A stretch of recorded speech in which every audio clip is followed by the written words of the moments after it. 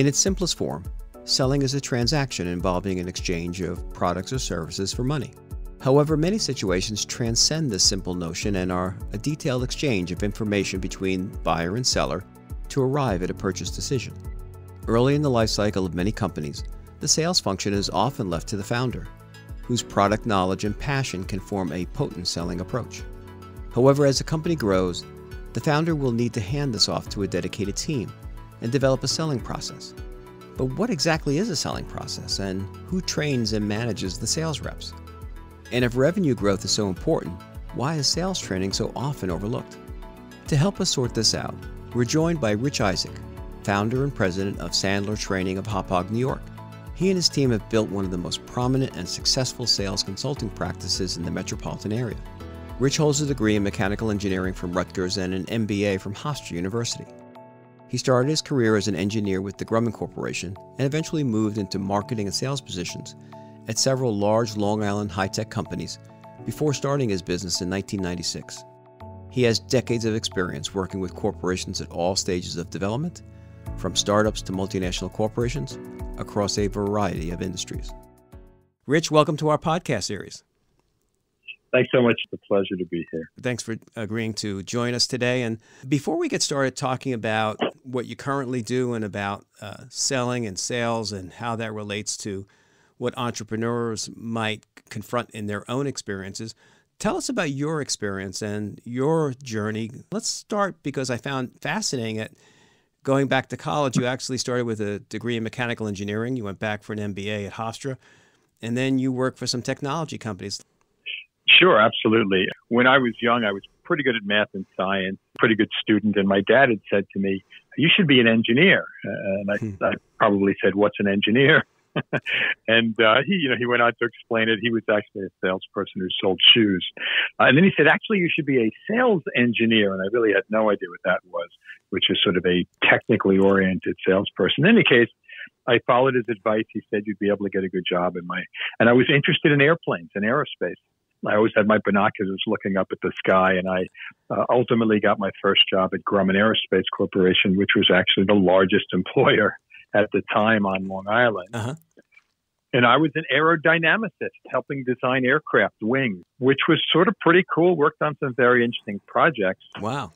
But to be frank, I found pretty soon that I was mostly behind the computer and wasn't really working with people. And so after a few years, I decided to look elsewhere in that regard and take my technical skills and try to move them into a more people-oriented role, which then drove me into some technology companies where I went into something called product marketing, which is helping design, develop products, but more from a what does the market need? It was a very interesting span of my career for a few years, for about 15 years. Specifically 10 years at Symbol Technologies was really an amazing, interesting ride of a fast-growing company. Yeah, it really was. And Symbol is now part of, I think, Zebra Corporation, right? Correct. It bounced to Motorola for a little while and into Zebra. A lot of the same people are still there, still doing their thing, and it's still a very successful company. And you had the position there, I think, a director of marketing, and you were involved in developing technology, looking, as you said, looking for what the market was after. And was it long after that, or maybe you could tell me about that transition or that spark that got you to go into Sandler and create your own business? Yeah, it was interesting. Two things really happened. One, in technology, you need to turn over the product line every 18 months. Otherwise, it's obsolete. And while I didn't mind that, it wasn't particularly exciting or motivating for me. I was a people person, and I recognized that. At the same time, I had done a lot of training on behalf of the company, training people on the products themselves, doing a lot of talks at trade shows and conferences. And I realized that was really getting me excited. I had had a lot of exposure to sales, but I had never actually been as they say, a bag-carrying salesperson, someone who was on commission. Sure. And I wanted to do something that had, to be frank, felt to me like it had more of an impact on people in the world. And I started exploring from there. And what brought you then to Sandler and make that decision then to open your own business? Yeah, interesting. There was very little entrepreneurship in my family. I had an uncle, Uncle Ike, who was a really successful entrepreneur, had owned several Ethan Allen furniture franchises in the Atlanta area. Mm-hmm. And he would talk to me about it once in a while, but I just didn't really have that. I always assumed I would be a corporate guy. And then as one book refers to it, I had an entrepreneurial seizure. Something grabbed me and said, you need to go to zero income for a little while on purpose to somehow meet your life's calling. And I literally saw an ad in the Wall Street Journal about this training company, sales training. And I looked into it, went to a conference, met some people, and said, what are these crazy people doing down here in Baltimore? And that was literally 25 years ago this week. Wow. That I started my franchise, yeah. Happy anniversary. Thank you. Yeah. What's interesting is that sales is an important part of any company, right? It's all about revenue. It's all about growth. It's all about finding the next customer and then keeping the customers you do have satisfied. And oftentimes it tends to be somewhat overlooked. We don't do intense sales training at a university level. It's often as part of a marketing program or part of something else where we teach people how to sell. So what does Sandler do? And so what do you do every day now? Sure. Well, certainly I do some things differently than I did when I first started, in that back then I was really scrounging for clients and customers, whether they were individuals who wanted to improve themselves or companies that had sales teams. So it's a little bit different now. But broadly speaking, you're exactly right, John. While we're starting to see a little bit of some sales curriculum at the college level. In fact, Sandler has some relationships in several universities at this point. It's very slow in developing. I think generally sales is what we refer to as an accidental business. Most people, as we kiddingly say, didn't have their parents tucking them in at night saying, I hope you grow up to be a salesperson. It's just not sort of not in our culture. And I think we'll talk a little bit later about the fact that sales has this sometimes less than stellar reputation because of some salespeople who were, rather pushy or whatever over time. So that's one reason I think it's somewhat avoided. But Sandler works literally, as I mentioned before, anywhere from an individual who wants to improve in their sales role, whether they're a salesperson or, as you mentioned, an entrepreneur or business owner who is currently responsible for selling their products and services. And that goes across things like even folks you wouldn't think of as salespeople, accountants and attorneys, still have to find customers. That's sales. And marketing and sales are similar, but overlap, but are different, all the way up to large Fortune 500 companies that have thousands of salespeople as part of a worldwide network. We have the ability to work with large organizations as well. And it's really remarkable to me after all these years, it's still very obvious that even good salespeople, I'm working with a team right now at a pretty well-known company, the best salespeople at that company, when they hear new ideas, they realize they can be even better. And others are at the other end of the spectrum really struggling with it and trying to figure out how to be better without being, typically, they don't want to be that classic pushy salespeople that they've seen, heard of, or experienced. So it's a fine line. And Sandler's known for being able to provide a really high integrity sales process into individuals and companies. What's interesting, a lot of entrepreneurs, oftentimes their first experience in selling something is selling themselves to investors or selling themselves to the bank or raising money. And in speaking to other people who have mentored entrepreneurs, they often talk about they're so focused on the product that they fail to talk about what is it they're trying to solve. And I think that's probably the beginning of any sales process, right? Where you're looking to what's the problem, what's the issue, how can I help you with that? Yeah. So many folks, and they're trained to do it, or it's natural for them, especially if they've developed the product, it's sort of their baby, whether it's a product or service. Right. This is a tendency to talk about what it is and what it does, what's referred to as features and benefits. Mm-hmm. And while that's important information to have, especially from a marketing perspective, so you can explain to people what you have and what it's supposed to do, when we're interacting with someone, whether that's on the investor side, the banking side, or ultimately more important, the prospective client side, right, feature benefit conversation just sounds like we're trying to convince them, like we're trying to pitch them. Our product is great. You'd be crazy not to have it.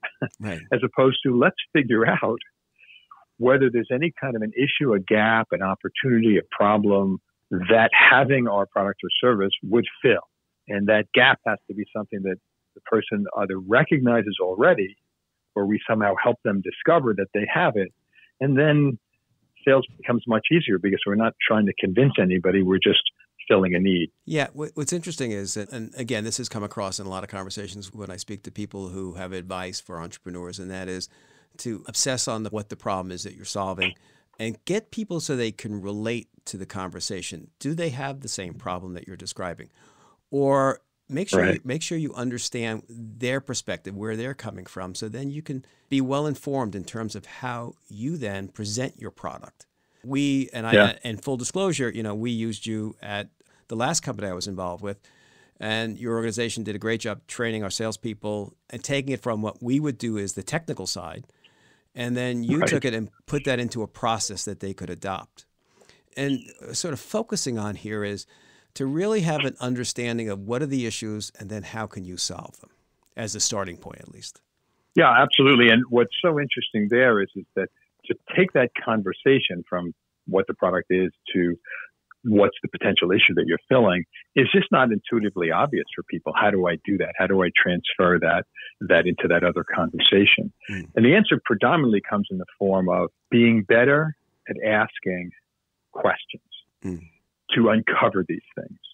For example, using my world of sales training, I could say to someone, we provide sales training to salespeople and managers to help them become more effective. Well, that's nice, Right. But that doesn't really, it's not from their perspective. It would sound something more like, I'll just give you one example. One of the things we often see is that companies will take one of their top salespeople and turn them into a manager. And what they sometimes find is that those skills, while they overlap to some degree, are quite different. Right. And that salesperson who was so great in that role is struggling to hold people accountable and to ultimately hit the numbers that they're looking for. And they're just scratching their head trying to figure out why the person didn't transfer into that role as comfortably as they might have. I'm curious, John, is that something you can relate to? Yeah, any good salesperson has to be optimistic. And so when you sit with someone and they take that wonderful optimism and they're not really informed of what it really means to mentor, to really understand what it means to help and influence someone, to understand what their objectives are, and then a process in which how do you achieve those objectives. And a lot of salespeople do things intuitively, but then they have a hard time transferring that into and taking that tacit knowledge and then transferring it to someone else. Yeah, exactly. We actually have a name for that. We call them non-transferable skills. They don't know why they're good. As you said, they very often they've learned things. In fact, one of the things that I find is mentioning, I'm working with a new sales team. Numerous, a handful of them are very good already, meaning they're doing well, hitting their numbers, are very highly regarded. And while sometimes I'll run into people like that who are not open to new ideas, this group happens to be. And one of the things that we find is that we've just named something they already do. We've codified it. We've put it into a process so that we can then teach it to other people. Because if you ask this woman, Rachel, for example, how do you do that? She'd be like, I don't really know. I just do it. Right. But we can tell her, oh, no, what she's doing is she has a questioning strategy. She starts with an initial questioning strategy to get some indication of issues on the table. And then she has two other strategies that she uses to dig deeper to help the person uncover even more importantly, the impact that it's having and so on. So she actually does something that we've named, but she just didn't know she was doing it that way. Yeah, and that's fascinating because my career was primarily in a business-to-business relationship. Right. And that you have to develop the ability to develop trust with people. That people have to feel comfortable with you because nobody likes to be questioned at the end of the day. So you might have to ask someone, well, what is it that you're not getting from your current supplier that you would like to see? As opposed to, well, how many times have you gotten a quality issue? Or how many? Well, no, you got to make people comfortable before they share that. They want to know that there's a level of trust here. And that as they then express what their difficulties are, you can then translate that back into even further questioning. So you don't go in digging for gold right away. You got to sort of scratch the surface a bit, right? Kind of figure out what's there before you go digging deeper. Yeah, what's so interesting about that is that when people think of, building trust or rapport with people, it has a tendency to be sometimes a little artificial, Mm-hmm. Hey, how about those Mets or something like that? And not that there's anything wrong with that, but generally speaking, we view things as much more subtle than that. As you mentioned, John, it's almost a question of recognizing that people have a tendency to distrust at some level the salesperson, right. Believing that the salesperson, quote, wants to sell them something. And of course, there's some ring of truth to that. And so our perspective is, how do we create an environment that mitigates that negative feeling so that it can move towards positive? So for example, we'll say something, and here's the important thing, I'll make a point about it, is that we really mean it when we say it. We say things to people like, let's have a conversation about whether we can help you or not. Mm-hmm. I tend to ask questions to figure out what's working and what's not. Sometimes there's a fit, sometimes there isn't. I'm okay with that. I hope you are as well. Mm. Now, they rarely have heard a professional salesperson say that. The biggest salesperson would be like, I can't give them an out, but they always have an out. The out sounds like, yeah, call me in 6 months, Right. So the key there is using certain approaches that are psychologically sound, not to trick someone into feeling something. But here's the essence of that statement. By the way, maybe there's a fit here, John, maybe there isn't. If a salesperson can learn to own and actually believe that, not use it as some kind of a manipulative comment to try to get the person comfortable, but understand that sometimes there is a fit and sometimes there isn't. Certain times it can work, sometimes it doesn't, and own it and believe it, then we believe a lot of it comes from what the prospect simply feels as the salesperson is approaching them. Are they feeling pressured, or are they feeling disarmed so that they can have an honest conversation, an open conversation, and really reveal what's happening in their organization? So you're 100% right. We have to create that early in the process. And it doesn't take weeks or years. It can just take 1 or 2 conversations. Yeah, and you get a sense of things right away. It's hard to explain this to people who maybe haven't gone through a selling process and been charged with going out and prospecting. And I always tell people, look, your currency is time. Where do you want to invest your time? You want to go out and qualify. So you got to go out and then first fill the pipeline of leads and then figure out who's the right fit and who do I want to invest my time in. Because if I invest my time in the wrong area and I don't create a sale, I don't get paid. Training is so important because a lot of people don't understand what that process is like, don't know when to say, okay, maybe it's not a right fit, I have to stop. And then oftentimes that difficult conversation between sales management and leadership within an organization to say, we're not going to break this account. And a lot of times we have people that will put too much time into something that's really not qualified. Yeah. Interestingly enough, I think one of the challenges there is how well defined is their word qualified. What does that mean? If we're excited about it because it's a big opportunity, people might think that's more qualified. But we have a very specific definition of qualified. And what we mean, and I'll share with you what the definition is in a moment, but meaning, as you said, qualified to put the time and effort into, for example, putting a proposal together, which depending on the product or service can sometimes be very significant. And then people have a tendency to develop these and then send them to people and then chase people, and the time and energy that can be wasted. Qualified means, have we really uncovered that there's a real need that the person admits to having and is admitting to you and to themselves that they need to take care of, whether that's an upside, positive thing or a downside, negative thing they're looking to fix. Right. Second, are they willing and able to invest the time, energy, and money to take care of that problem? And are we dealing with people who are in a position to make a decision, right? Very often we'll deal with people who will then have to go 3 layers upstairs to get a decision, which that's understandable why things take so long to decide. Mm-hmm. So our perspective is that if you can spend more time qualifying through this thing we refer to as pain, budget, and decision. Pain is a negative word. It just means that gap. Mm-hmm. Their willingness to invest and their willingness to make a decision at some point, you can become much more efficient because your closing ratio goes up because you don't waste time doing proposals that are never going to happen. How do I train people? How do I get people the message that we make something great, it's focused in these areas, and here's how you go out and sell it? that's great, but then understanding that there's a process, and we talked about it straight up, right at the beginning, that oftentimes those people have a hard time talking about process. What's interesting is that, especially in the technology side, we find that people have developed a product or service. They're like, oh, let me go find a hotshot salesperson who's going to sell it. And then their feeling is, well, that person knows more about this than I do. Our experience tells us that while they don't have to be the salesperson forever, that for that entrepreneur to understand the sales process, to develop a process within their company that becomes the ABC company way of doing things, is much more effective for long-term growth.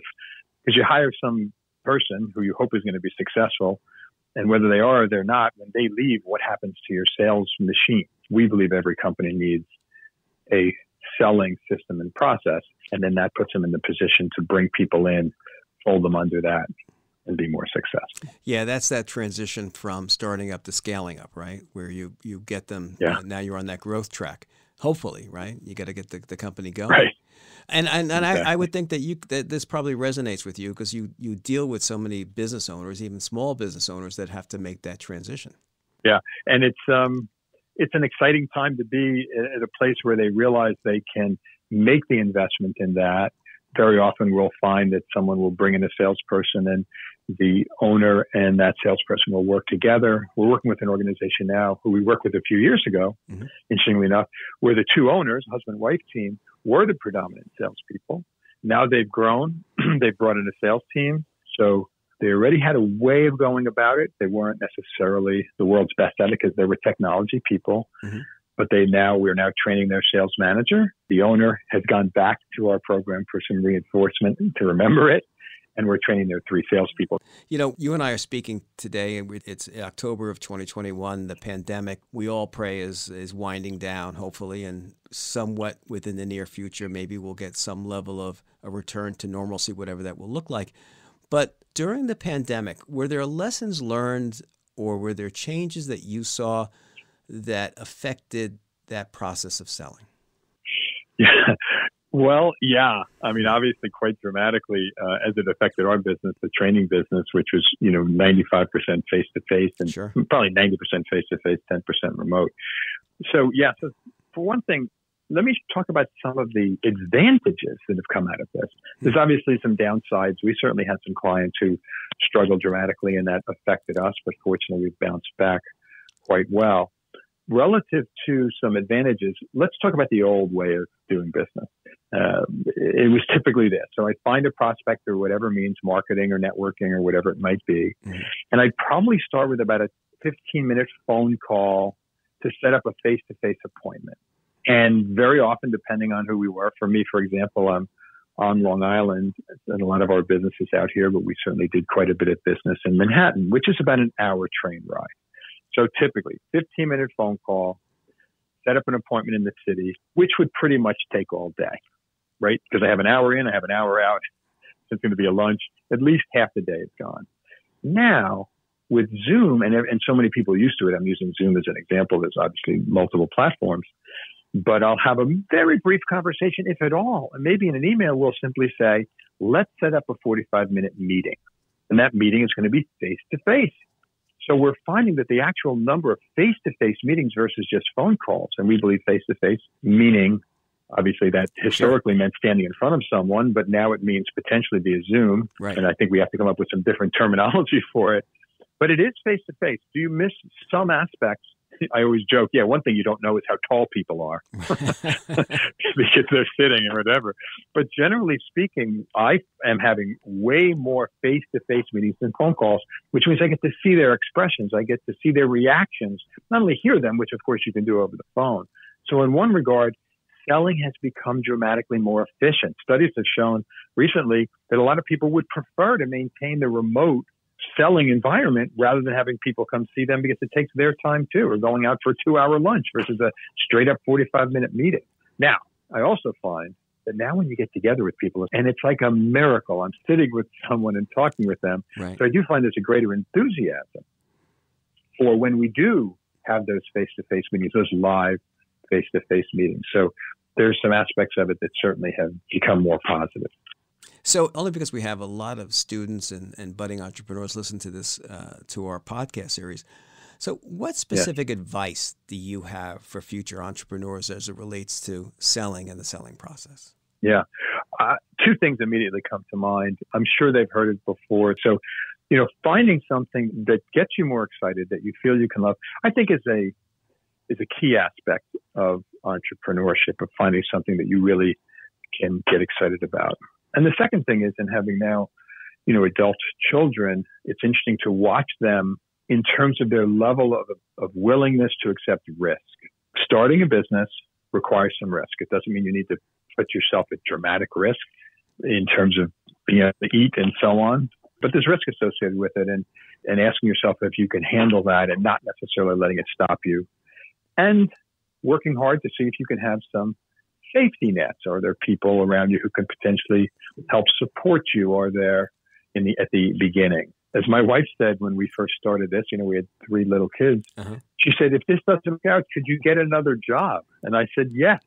That didn't mean that I was keeping my foot on first base, not going to second because I knew I could get another job. But underlying it, I knew if after a couple of years it wasn't working out, I could go probably back in my own company because I maintained a good relationship. So weighing your risk is important, and recognize that it's just going to take some, but it doesn't have to be earth-shattering. I don't consider myself a dramatic risk taker, but I had to take some for sure. Yeah, excellent. Very, very good points. Now, I'm going to ask you, I'll put you on the spot here a bit. What one word describes who you are? I would say nurturing. Ah, okay. And it's the thing that Sandler, I've been around for a long time. We have a worldwide network. I'm honored to know that I'm known for that. That to be able to have a conversation with someone, which I think is an important aspect of sales. In fact, Sandler himself, it was a gentleman named David Sandler who founded it, used to say the 3 most important words in human dynamics are nurture, nurture, nurture. Can you make people feel okay? And I think I had some of that naturally, but I learned a lot of, to be frank, techniques for how to nurture and make someone comfortable. And that's something that I really own.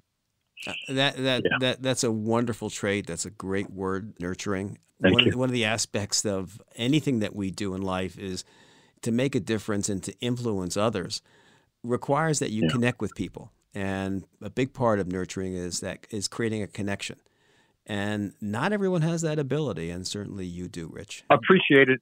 I think it actually is something, I agree, based on style, it might be more challenging for others. But that's one of the aspects of what we teach is, okay, how do I do that? And there's sort of psychologically sound ways in which you can connect better with people. You just have to be aware of what those are. Just a quick example. You normally would run into someone who's very different style than you. Say you're soft-spoken and they're boisterous. And your first reaction is, I don't like that person, or that person makes me uncomfortable, or some negative reaction. But when we recognize that, no, that's just their style, it's not, don't judge them, we can learn to interact with them much more effectively, just using that as an example. No, very well put. Rich, thank you so much for taking the time today. Really, I think our listeners are going to get a lot out of this. I really appreciate it. My pleasure, John. Really great to talk to you. Although we've often heard the notion of a born salesman, the reality is that most successful salespeople have refined a selling process worked out through experience, trial, and error. As Rich pointed out, when selling, you need to recognize that people tend to distrust salespeople because they believe the sales rep is more concerned with getting the order than how it will benefit the buyer. So the salesperson must create an environment to overcome suspicion and doubt and establish trust. Rich laid out a process that includes connecting with the prospective buyer by using a conversational style. Be transparent about how you'll determine if your product or service is the right fit. Make them feel comfortable so they'll discuss what's needed and the issues they're having. Be sure to take the conversation from talking about the product you're selling to focus on the gap you're filling. You'll do this by asking questions. Help the person expose the problem and uncover what's important. Then analyze what's disclosed and determine the next step forward. To be as efficient as possible, Rich talked about having a qualifying process to help focus on the leads with the greatest potential. He defined qualified as, we've uncovered a real issue that the person admits to, determine if they have the time and capital to invest, and we're dealing with the people who are in a position to make a decision. Qualifying leads will allow for a more effective use of time and increase your sales potential. In our discussion of how the pandemic impacted selling, Rich talked about the escalation of video conferencing. He noted the efficiency and effectiveness of virtual meetings using Zoom or any number of platforms, and how this trend is likely to endure in a post-pandemic era. And finally, Rich emphasized the word nurture. Nurturing and supporting people to reach their full potential is an essential trait of outstanding leadership. These are just a few of the valuable insights Rich shared, and we thank him for participating in our podcast series. This podcast is executive produced by John Rebecki and New York Institute of Technology in conjunction with the School of Management and the Office of Strategic Communications and External Affairs. The Director of Professional Enrichment and producer of this podcast is Deborah Cohn. Our marketing and social media strategist is Petra Shantaraga. Our audio editor and mixer is Brian Falk from Abacus Entertainment. Special thanks to Constance Talacia and Paulana Lamanier for all their support. Until next time.